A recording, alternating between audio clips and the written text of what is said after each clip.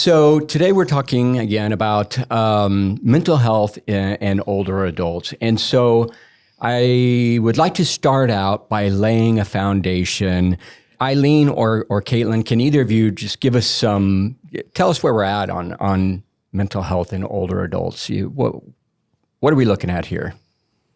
So I think before you talk about the specifics of mental health within the older adult population, you have to understand the gravity of the population that we're talking about in terms of numbers and just what that means to our community. The older adult population, when you say that phrase, people have different images in their head and they have different ideas of what it means to become an older adult. Mm-hmm. A lot of times that centers around fragility and loss of relationships, loss of mobility, loss of all of these different things. And that's not necessarily the case when you really dig into what does it mean to be an older adult. Mm-hmm. The other piece of that is our population as a whole is aging. And so it's not this very specific kind of isolated group of people that we're talking about. There's not consensus in terms of what the age is to be an older adult. Obviously, Medicare has its retirement age in mid to late 60s, but most researchers and social service agencies, when they talk about older adults, you're generally talking about individuals that are 55 and older. Mm-hmm. So that's a lot younger than what most people think it is. That's exactly right. It's so funny what people consider to be an older adult is typically somebody 10 years older than them, no matter what their age is. Yeah. Yeah, and I assume some of the things that we're going to talk about today are affecting people well below the age of 60 years old. So, yeah. I thought Kaitlin was first pointing at me. I'm not targeting anyone specific in this room. Well, why is it important that we have this conversation about mental health in older adults now? Why is this an important conversation today? I think in the research I've done since I've been at Life Senior Services, older adults are the least likely population. So in that specific context, 65 and over are the least likely segment of our population to seek mental health help. And yet 85 and older are the single most likely group to commit suicide. Second, I think it's 75 to 85. So, I mean, that's something I don't think most people know. So mental health challenges go across the ages, right? It's not the needs are different for seniors, and it tends to be an issue that gets swept under the rug. Yeah. Why do you think they are not seeking help? I think there's a pride element. I think depending on who we're talking about here, but if we're really talking about that 75 to 85, those are folks that have been really brought up on the, pull yourself up by the bootstraps ethos, and raising your hand to ask for help for anything is difficult. And mental health is something that wasn't talked about a lot. The younger side of older adults, it's been more widely discussed, but it's still, I think it's hard.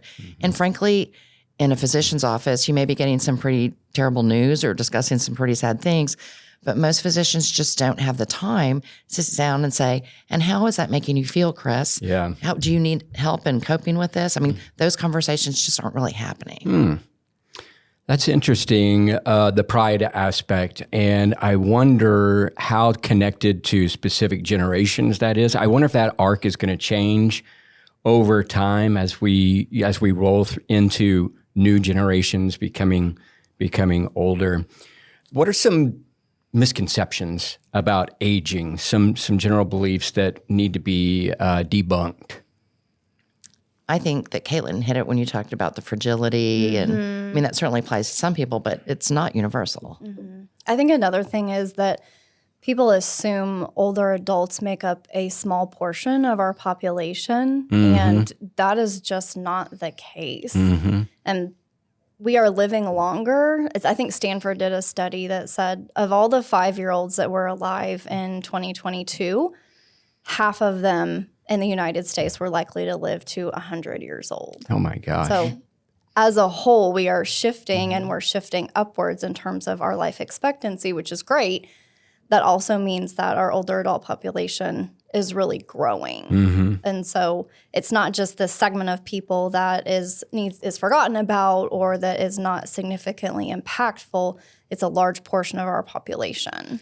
And it's diverse. So we're not talking about a blue zone where, everybody's eating this macrobiotic. They all have the same interests and they live in a little village. I mean, it's a very diverse group of older adults. And just like the population at large, you have extroverts, introverts, you have people with all kinds of interests and all kinds of abilities. And so when we talk about older adults, I think sometimes we picture Aunt B, and that's just not the case.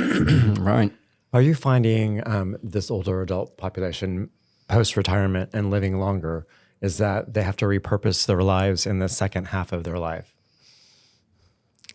Yes. For some folks, yes. And it's really interesting, even something as sort of banal as a conversation with somebody wanting to volunteer.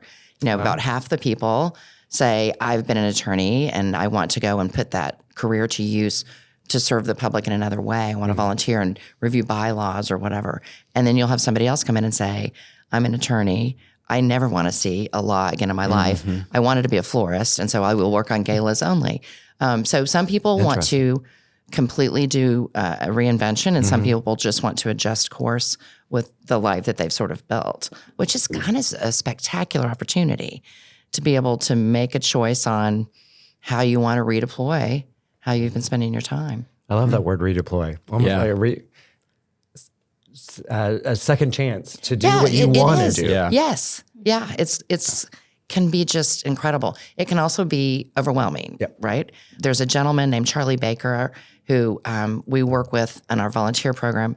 He's got a retirement, it's called the Dream Chapter. And we've had a lot of conversations because he says we prepare so intensely financially for retirement, but we do not prepare emotionally for retirement. And that there, especially, I don't want to paraphrase Charlie, but he's been an executive coach for years. And sometimes the higher powered the role, the harder retirement is, right? Because their identity has changed. And so they've got a whole checklist. We work with retirees in a Give 5 program, taking them around, letting them explore volunteer opportunities.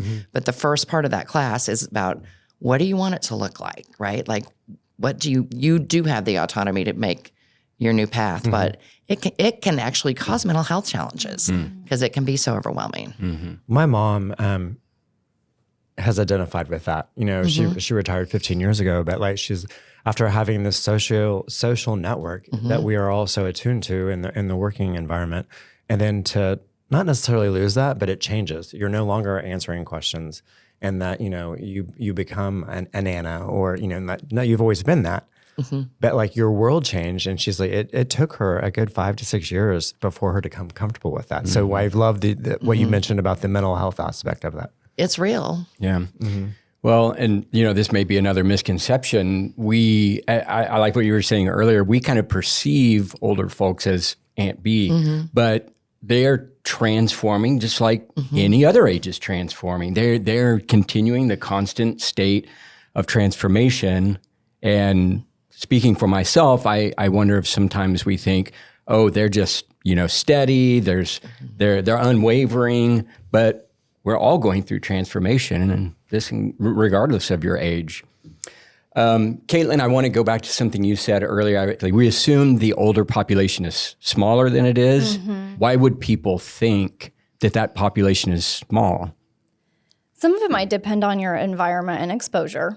So as you're going about your day-to-day life, the older adults are not as visible in your world. Yeah. Some of that is because they have more time flexibility, and so they're out seeing the doctor and running errands during the day when I'm at work. And so there's that natural assumption of the world is made up of the people that I am familiar with and that I see on a regular basis, and that's just not necessarily true. But I think by 2030 in the United States, people that are 65 and older, there will be more of them than people that are 18 and younger. Oh my gosh. And so, like That's I said just right earlier, around like the corner. it That's right. is 4 years away. Yeah. In approximately 4 years, and that will be a very large group of individuals in our country. Well, what are some of the unique mental health needs of this population? So I think one of the things that's important to recognize in older adults is their resilience and their perspective. They've been through so many different phases of life, and they have that gift of looking back and knowing that, yes, I can do hard things and this will not last forever.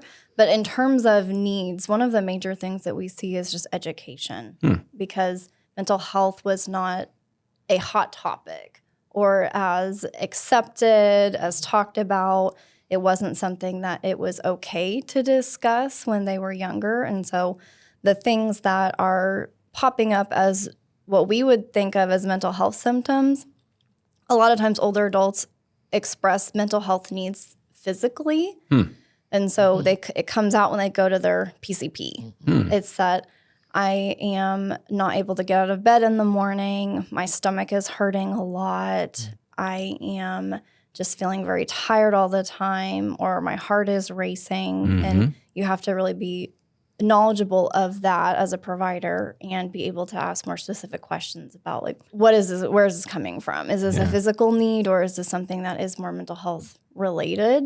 So just educating and normalizing around mental health symptoms, because older adults are not exempt from mental health struggles. Just because you get to 65 and you have all this perspective and you have all this knowledge, that doesn't mean that life is just breezy after that. That's right.